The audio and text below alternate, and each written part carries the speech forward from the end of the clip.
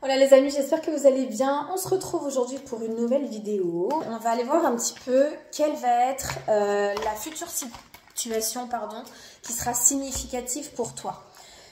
On parle de message karmique, le ce n'est pas moi et la libération ici. Alors, le message karmique, pour moi, la situation karmique, c'est tout le temps et toujours une situation où on te donne le choix entre deux possibilités, d'accord, qui proviennent des conséquences, toi, de tes décisions que tu as fait auparavant. Lequel te donne le plus envie, en fait? Parce que quoi qu'il en soit, tu vas en ressortir avec une leçon apprise et possiblement tu ressentiras de la satisfaction aussi, peu importe le chemin que tu décides de prendre. Parce qu'on sait toujours que les choses passent avec le temps. On a toujours des situations et des moments qu'on arrive à se créer où on ressent franchement cette connexion, ce truc-là émotionnel qui se dit « Ah, je suis contente, je suis vraiment au bon endroit avec les bonnes personnes au bon moment ». Quoi que ce soit la décision que tu prends, tu sais que tu ressentiras ça de toute manière. Et c'est pour ça, ne sois pas attaché au résultat, mais plutôt à quelle expérience en fait tu as envie de vivre tout simplement. Et donc du coup, le message karmique là-dedans, c'est qu'il y a eu toujours un moment, et il y aura toujours un moment dans ta vie où tu vas te remettre en question pour pouvoir faire les meilleurs choix pour y arriver le mieux. Et je pense qu'on est, tu vois, avec le ce n'est pas moi et la libération, c'est de se dire qu'en fait, ça ne dépend pas de ça. Ne dépend pas du résultat, ne dépend pas de ta projection. On rentre dans de l'auto-sabotage parce qu'il y a risque de frustration si ça n'apparaît pas. Tu vois ce que je veux dire? Il y a une question de dosage ici. Je pense que ça va être un tirage très approfondi. On parle de respect dans le message à transmettre. Et on a les guides. Alors, le message ici à transmettre par rapport au respect, c'est le respect que tu as de toi-même. Et les guides, ce sont les situations, les points clés, les grandes lignes, si tu veux, des rencontres que tu fais, des situations que tu vis. C'est, avec le temps, tu sais ce que tu vas en retenir de ton expérience. Ok? Le respect, il est là, c'est-à-dire, souviens-toi de ce que ton expérience t'a fait retenir dans la vie et adapte, si tu veux, ton comportement en fonction de ce que tu connais déjà. Non pas dans l'espoir de ne pas revivre quelque chose qui va te déplaire. Tu vois ce que je veux te dire? C'est pas du tout la même approche, finalement. Message d'apaisement. C'est comme le fait de se détacher un petit peu émotionnellement en se disant j'ai hâte de découvrir ce qui m'attend avec cette personne, j'ai hâte de découvrir ce qui m'attend dans ce nouveau job, j'ai hâte de découvrir ce qui m'attend dans ce nouvel endroit, peu importe, c'est un nouveau projet pour toi que tu as commencé à mettre en place. Et en fait, c'est ça, c'est tu as hâte de voir ce qui t'attend sans pour autant être pressé que ça arrive. Juste envie de vivre ton truc...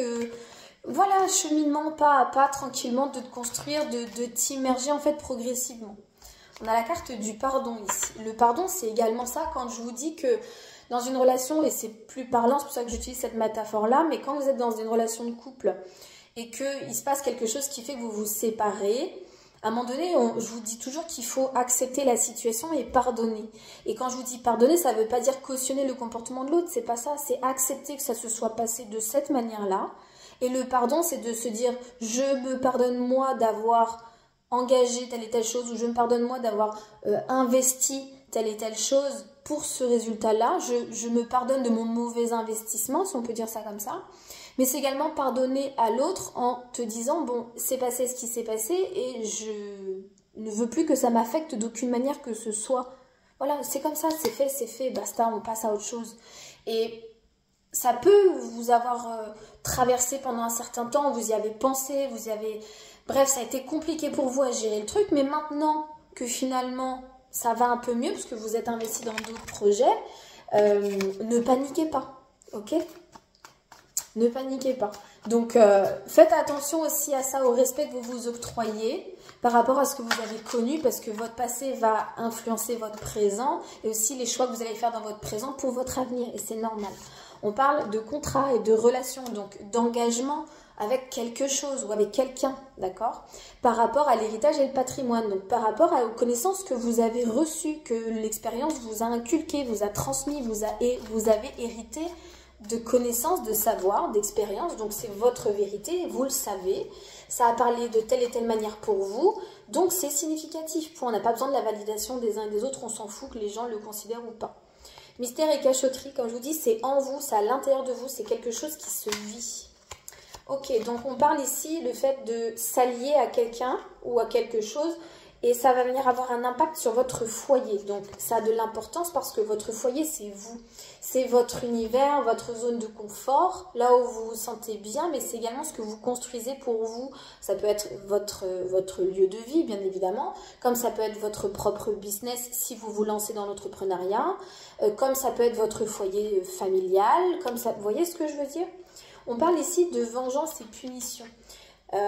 Sortilège et magie noire, c'est-à-dire que là, pour moi, il y a de l'auto-sabotage où on s'auto-crée des problèmes, on s'auto-crée de la frustration, on s'auto-crée, si vous voulez, des pensées désagréables. Parce qu'en fait, il y a cette notion de jamais être assez bien, jamais assez suffisant, parce qu'on veut toujours plus et on veut toujours mieux. Mais c'est le propre de l'humanité, en fait. On change, on évolue, on grandit, même physiquement, on change. Vous voyez ce que je veux dire?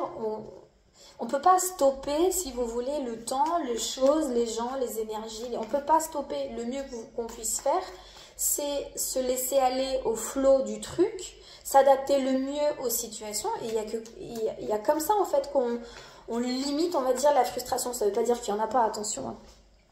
Il y a une personne avec qui j'ai discuté à un moment donné, qui était un peu un mentor pour moi, qui m'a demandé comment... Enfin, si tu devais faire un pari, par exemple, sur un match de tennis, sur quel joueur tu parierais?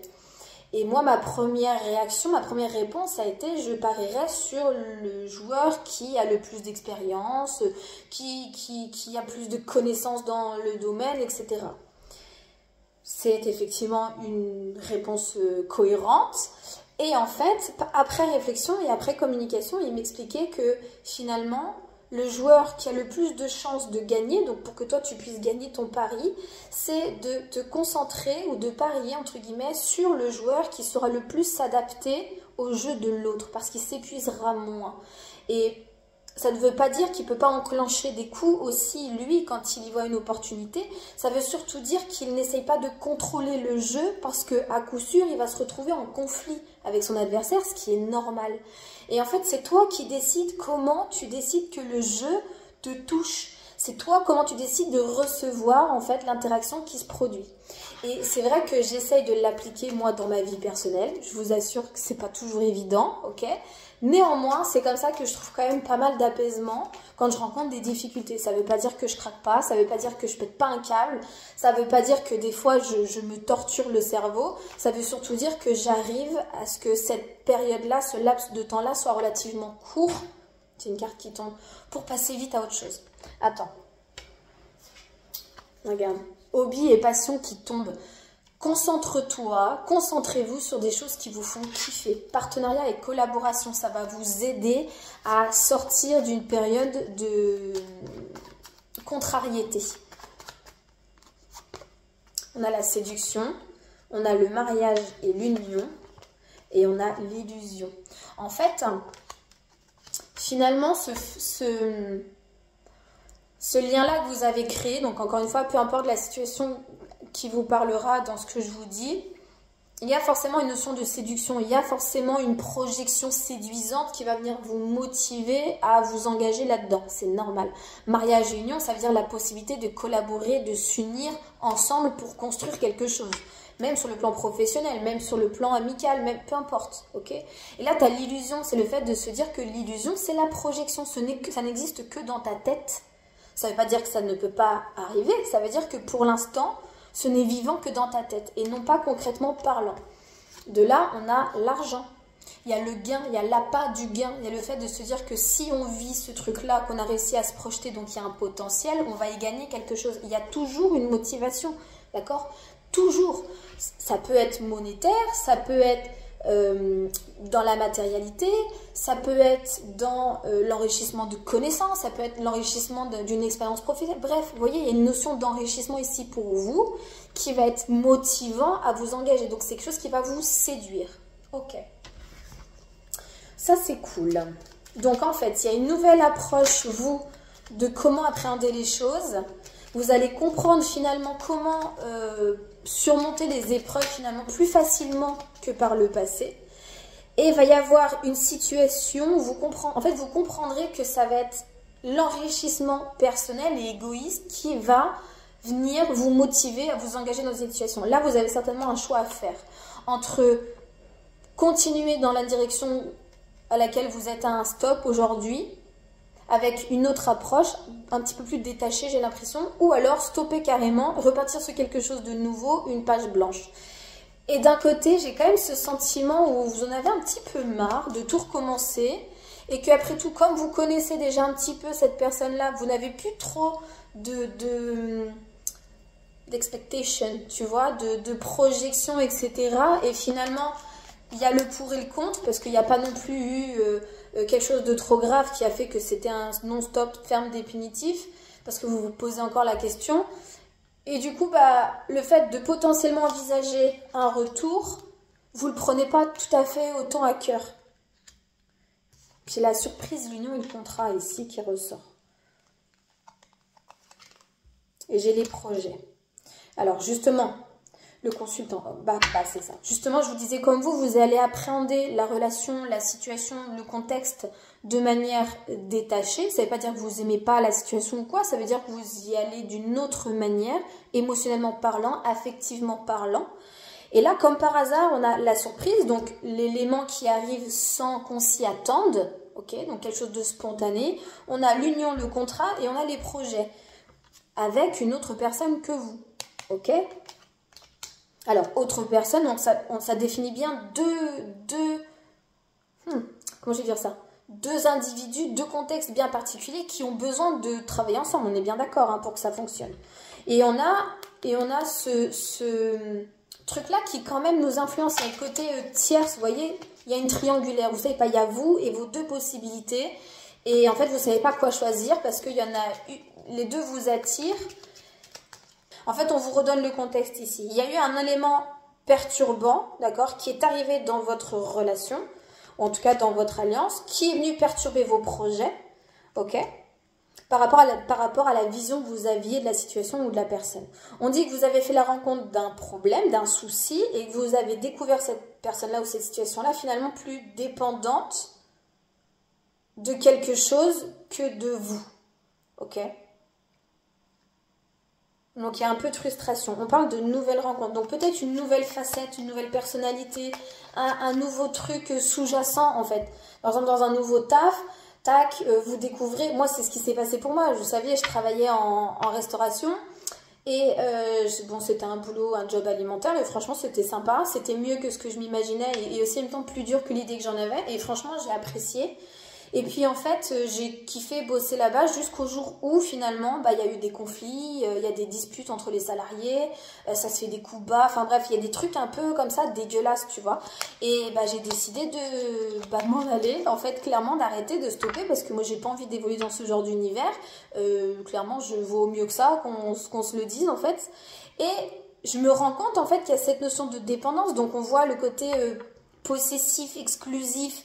Il y a une notion de responsabilité qui ressort, il y a le côté addictif aussi à certaines choses et voilà, donc bref, moi c'est un univers qui ne me convenait pas et j'ai pas voulu persister. Donc ça en fait vous le rencontrez aussi sur le plan relationnel sentimental, que sur le plan professionnel, que sur le plan social ou même amical en fait. La mouche. Ok, on a le déplacement et visite. Ok, il y a du mouvement en fait concernant vos émotions négatives. En fait, moi je pense que c'est ça, il y a vraiment une élévation vis-à-vis de ça. Vous vous détachez, en fait, vous vous éloignez des situations où vous avez, qui nourrit en vous de l'inconfort, de l'insatisfaction, de la colère. Vous voyez, ce genre d'émotions-là, vous n'avez pas envie de les vivre. Reine de bâton. En gros, c'est vous qui décidez, finalement, c'est vous qui agissez. 8 de bâton, c'est des actions rapides, vous êtes aussi très spontané. Et il y a cette notion, progressivement, finalement, de vous rendre compte de chaque valeur que vous avez à chaque expérience que vous vivez. J'ai la reine d'épée ici, qui ressort. Mes cartes, elles sont pas toutes dans le bon sens. Ouais. J'ai la reine d'épée qui ressort. Donc, c'est une décision. C'est vous qui prenez la décision, finalement, d'où est-ce que vous avez envie d'évoluer. Oups là. On a la carte du monde. Oh, avec la 4 de bâton. J'aime bien ce genre de carte. Et on a l'as de denier. C'est pas beau ça. Le monde ici, c'est le nouveau projet. C'est le fait de construire et de créer quelque chose. C'est la naissance ici pour moi. La 4 de bâton, c'est le fait de construire quelque chose, mais de manière joviale, de manière... Vous voyez, on est content d'être là, on apprécie le moment. En fait, on donne vie à ce qu'on construit, à ce qu'on fait. Et derrière, on a l'as de denier qui est là, pour le coup, c'est vraiment une nouvelle valeur, mais c'est une richesse. Et on a vu tout à l'heure qu'il y avait cette notion de se sentir riche ou de s'enrichir en prenant une décision. Et bien là, on est clairement là-dedans. On parle encore une fois des souvenirs. On parle également ce à quoi vous aspiriez par le passé et ce à quoi vous voulez aspirer pour le futur, en fait. C'est vraiment cette notion de prendre en considération ce qui s'est passé dans votre vie et de l'approprier dans votre présent en fonction de ce que vous aimeriez plus tard. C'est vraiment une autre approche, beaucoup plus douce d'ailleurs, de la réalité des choses. Vous regardez, un pas après l'autre, le fait de travailler, vous focalisez potentiellement sur votre travail ou le travail qui est fait sur vous-même par rapport à vos choix. On parle ici de la mort. La mort, c'est la transformation, c'est le changement, c'est l'ancienne version de vous avec un petit update. Vous voyez, le fait de faire une mise à jour avec une nouvelle fonctionnalité qui va vous donner votre nouvelle version de vous, en fait. D'accord? On parle ici avec la lune, donc des désirs profonds, des choses qui sont en vous, qui même exprimées, ont du mal à être expliquées. Vous voyez ce que je veux dire? Ok. Alors, tout à l'heure, on parlait d'union. Là, ici, j'ai un roi d'épée qui sort avec un valet d'épée et une reine d'épée. Moi, ici, ça peut évoquer plusieurs choses. Dans une relation, c'est une personne qui prend la décision d'observer une nouvelle pensée en fonction de vous, des décisions que vous prenez. Ou alors, qui a une nouvelle pensée vous concernant vous et surtout ce que vous allez en penser de cette nouvelle idée. Il y a une suggestion, une proposition pour moi qui arrive à vous. Ça peut représenter un couple, puisque on parle du roi quand même et de la reine, et le valet pourrait représenter l'enfant, d'accord? Donc on parle dans une triangulaire ici, où il y a une tierce personne, une tierce situation qui va venir de toute façon affecter les décisions. Le truc, c'est qu'il y a la peur de perdre. Dans la peur de perdre, c'est avoir le besoin de retrouver la lumière pour se rendre compte que la clé, elle est juste là, d'accord? C'est besoin de prendre le temps de réfléchir, laisser le temps faire son œuvre, laisser la lumière revenir, donc faire vos compréhensions à vous, retrouver une forme d'équilibre émotionnel et énergétique avant de prendre une décision. Parce qu'on a tendance à être dans nos croyances limitantes, donc dans nos peurs. Du coup, on a la compréhension de la trahison des tierces ou alors des choses qui nous ont animés à un moment donné et on a de nouveau les souvenirs qui reviennent. Donc, dans cette relation-là, dans cette collaboration-là, dans ce contexte-là, vous avez le choix en fait soit de vous souvenir de ce qui s'est mal passé, soit vous souvenir de ce qui s'est bien passé. Qu'est-ce qui vous donne le plus envie de penser? À quoi vous préférez penser? Est-ce que vous voulez penser à ce qui s'est mal passé, donc du coup nourrir de l'inconfort? Ou est-ce que vous voulez penser à ce qui s'est bien passé et nourrir du coup de l'enrichissement pour vous? On ne vous dit pas de vous souvenir de choses qui sont bien passées pour vous faire du mal et pour pleurer là-dessus. C'est le fait de vous dire je suis content d'avoir vécu ça. Là, on a le côté impatience quand même. Et pourtant, en fait, on voudrait voir tout ce qu'on a planté grandir et germer pour pouvoir récolter tout de suite. Le problème, c'est que les choses prennent du temps. On le sait, de toute façon, quand vous vous coupez, quand vous faites une petite blessure, il faut le temps nécessaire pour que ça cicatrise. Et bien là, c'est le même principe. Sauf que là, ça se passe sur le plan matériel et spirituel. Ça se place sur ce que vous pouvez toucher, donc potentiellement contrôler, et sur ce que vous imaginez, et donc du coup le rendre vivant et réel que dans votre esprit, que dans vos croyances en fait. Et donc c'est trouver un équilibre face à ça qui vous permet vous d'être en accord, le fait de savoir qu'il y a ceci et qu'il n'y aura pas cela, donc faire face aussi au contraste qui se présente.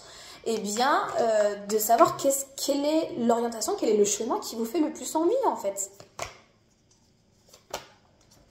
Battez-vous, pour votre récolte, au lieu d'avoir peur de perdre. Et de toute façon, l'un ne va pas sans l'autre. Vous n'apprécieriez pas autant de recevoir si vous n'aviez pas eu peur de perdre. Et c'est normal.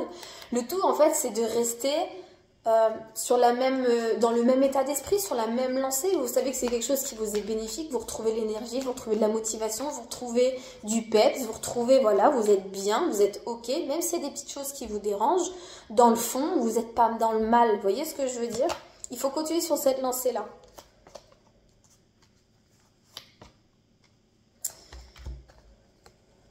Là, on a le roi de coupe et la 10 de coupe. Pour moi, c'est l'alignement parfait, émotionnel, avec ce à quoi vous aspirez. Donc, ce sur quoi vous vous projetez. Et le fait qu'il y ait la reine d'épée ici qui ressorte, et encore une fois à l'envers, c'est vraiment le fait de prendre conscience cérébralement parlant. Donc, c'est le fait de rendre les choses conscientes et volontaires, si vous voulez. Donc, beaucoup plus dans la logique. On a cette notion de laisser partir des croyances et laisser partir des idées qui ne sont pas conformes finalement à vos projections en fait. Vous accueillez les choses comme elles viennent et vous en tirez le meilleur parti en fait. En gros c'est ça. Et encore une fois on a la transformation et le changement. Vous n'appréhendez plus les situations et les personnes de la même manière. Donc fatalement il y a une nouvelle version de vous qui en ressort. Et on va aller voir ce que c'est cette nouvelle version de vous. Oh, le soleil, donc bonheur, plaisir, vous êtes content, ça va, vous êtes en forme et tout. On vous dit là d'écouter votre intuition.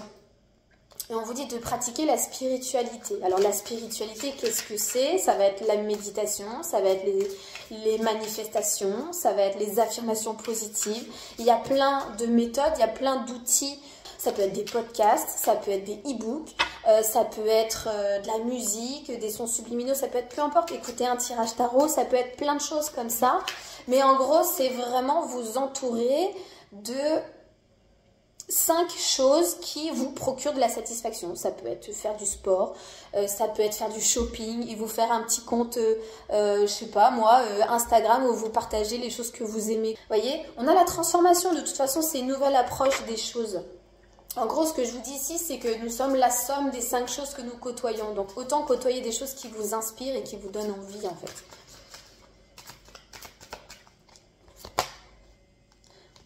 Prenez soin de votre corps. Prenez soin de ce qu'il y a à l'intérieur de vous. Changez de regard sur les choses, même sur vous aussi. Et on vous dit ici de pratiquer la gratitude. Si vous connaissez les lois de l'univers, par exemple, ça peut vous aider. Okay, on parle d'amour. De toute façon, c'est cette notion d'amour. Comment vous vous aimez, qu'est-ce que vous avez envie de vous offrir, qu'est-ce que vous avez envie de faire pour vous permettre de sentir cette émotion que vous attendez autant dans les autres situations, alors que vous avez la possibilité de vous les offrir à vous-même. Ce serait quand même dommage de s'en priver, non? Écoutez, voilà, j'espère que ce message vous parlera. Je vous fais des gros bisous et je vous dis à demain. Ciao!